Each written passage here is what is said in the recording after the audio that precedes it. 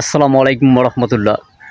আসলে ইরানে হামলা হয়েছে, আবারও ইসরায়েল হামলা চালিয়েছে। অতএব তাদের সুপ্রিম লিডার,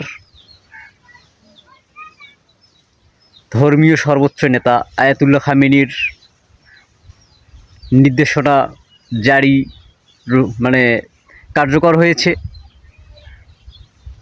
খুব শীঘ্রই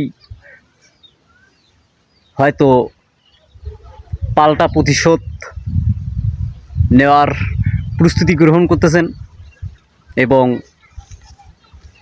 সর্বোচ্চ নেতা আয়াতুল্লাহ খামেনি এটাও বলছেন যে ইরানের শান্তিরক্ষা যে বাহিনী রয়েছে তাদের প্রতি পূর্ণাঙ্গ আস্থা রয়েছে আয়াতুল্লাহ খামেনির।